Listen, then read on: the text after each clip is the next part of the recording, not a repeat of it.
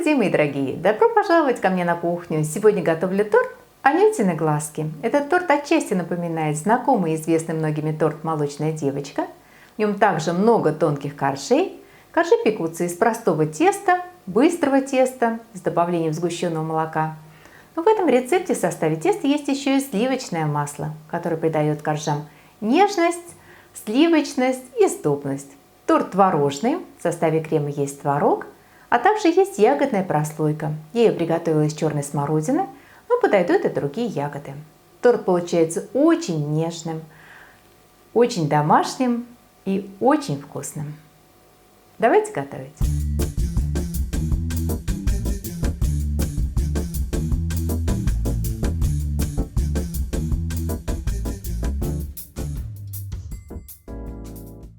Для коржей нам понадобится 200 грамм муки, банка сгущенки, это 380 грамм, 2 средних куриных яйца, 100 грамм сливочного масла, 10 грамм разрыхлителя для теста, пакетик ванильного сахара, это 8 грамм, и щепотка соли. Сливочное масло растапливаем. В муку добавляем разрыхлитель, соль. Все тщательно размешиваем, а затем просеиваем.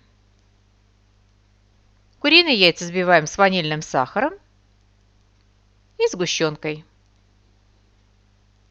Постепенно вливаем сгущенку и прорабатываем миксером. Никаких особых требований здесь нет. Яйца нужно просто слегка взбить и все хорошо смешать. Вливаем растопленное сливочное масло, размешиваем. И в последнюю очередь вмешиваем в тесто смесь муки с разрыхлителем. Я сначала размешаю лопаточкой, а затем коротко проработаю миксером до однородности. В результате получается не густое тесто, по консистенции примерно как тесто на оладьи.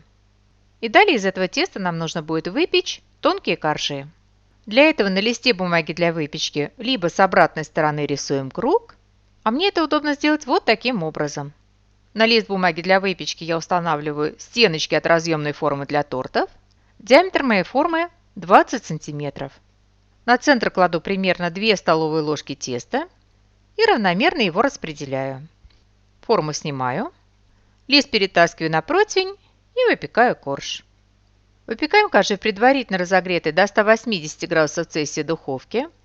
Пекутся коржи очень быстро, буквально 6-8 минут. Готовность определяем легким надавливанием на середину, палец не должен проваливаться, а также ориентируемся по цвету. Коржи должны стать нежного золотистого цвета. Свежеиспеченный корж сразу же снимаем с бумаги, выкладываем на ровную поверхность и даем полностью остыть. Складывать коржи стопочкой не рекомендуется, поскольку в этом случае они могут прихватиться, склеиться между собой. Освободившийся лист бумаги для выпечки можно повторно использовать. Удаляете остатки предыдущего коржа и совершенно таким же образом устанавливаете форму, распределяете тесто и печете очередной корж. Всего из этого количества теста у меня получилось 7 тонких коржей. Диаметр моей формы, как я уже сказала, 20 см. При желании коржи можно подровнять. Для этой цели можно использовать либо подходящую по размеру тарелочку, либо донышко от формы. Кладем сверху и срезаем краешки. В результате получается ровный корж и обрезочки. Я их подсушу, измельчу в крошку и буду использовать для обсыпки бортов торта. Для прослойки торта нам понадобится подготовить 250 грамм пюре из черной смородины. Как вариант можно взять и другие ягоды. Я бы рекомендовала использовать те ягоды, которые, по вашему мнению, хорошо сочетаются с творогом.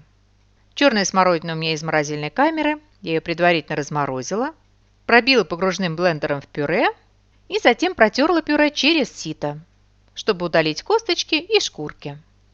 Также нам понадобится 250 мл воды. Я буду использовать не просто воду. Я весь тот жмых, который остался от протирки ягод, залью горячей водой, дам настояться, а затем процежу через мелкое сито. Итак, для прослойки нам понадобится 250 грамм пюре из черной смородины, 250 грамм воды, либо ягодного настоя, 100 грамм сахара, либо по вкусу, и 5 грамм агар-агара. Всыпаем агар-агар либо в холодную воду, либо в ягодный настой и оставляем на некоторое время набухнуть. Ставим на плиту. При нагреве добиваемся, чтобы агар-агар полностью растворился. И только после того, как агар-агар растворится, всыпаем сахар.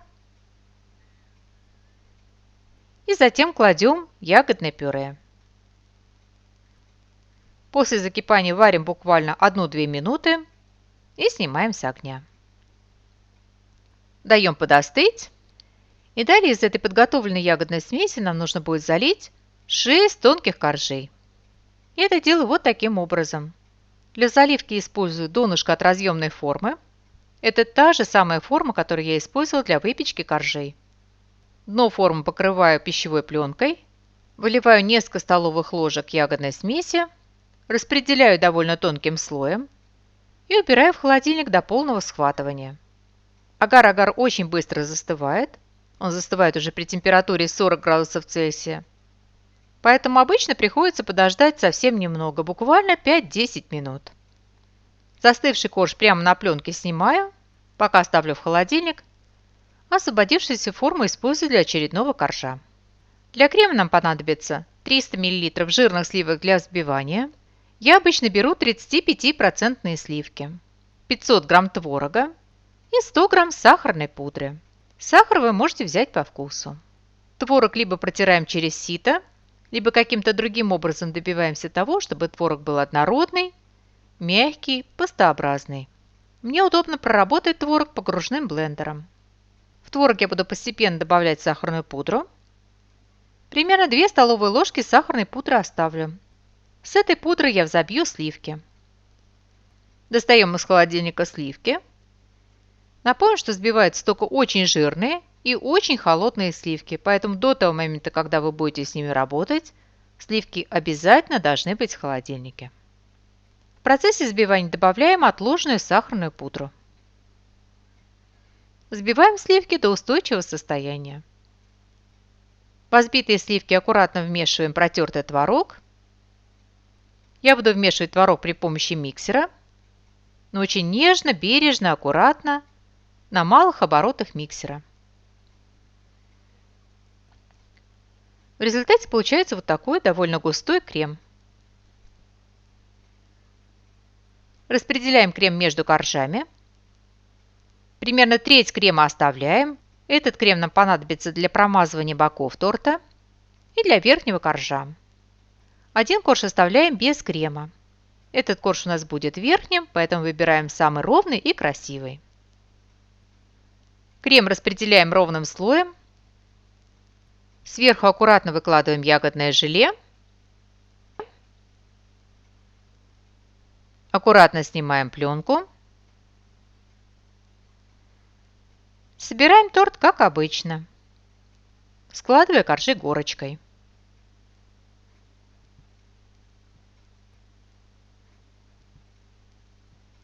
Верхний корж промазываем кремом с обратной стороны. Выкладываем сверху, подравниваем.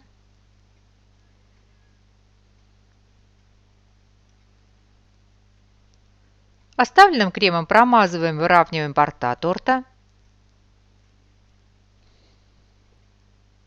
А затем просыпаем крошкой.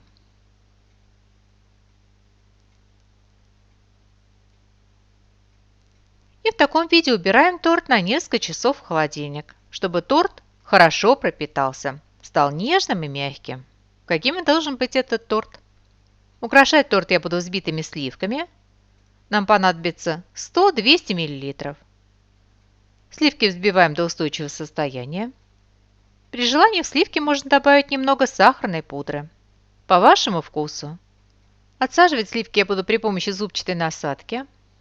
И для того, чтобы поддержать цвет ягодной прослойки, которая у нас будет на разрезе, я добавлю в взбитые сливки немного варенья из черной смородины. Вот таким образом нарисую полосы в кондитерском мешке. Выкладываем сливки. Достаем из холодильника торт. И отсаживаем сливки. Сверху для контрастности еще немного варенья из черной смородины и ягоды черной смородины из этого же варенья. И наш торт готов. Торт получается очень мягким, очень нежным, с приятным сочетанием творожного крема, сладких коржей на сгущенном молоке и кислой ягодной прослойки из черной смородины. Итак, наш торт готов, и мне остается пожелать вам приятного чаепития. Приготовьте, попробуйте. Очень надеюсь, что он вам тоже понравится. Спасибо, что были со мной, смотрели видео, и всего вам самого-самого доброго. До новых встреч, до новых видео.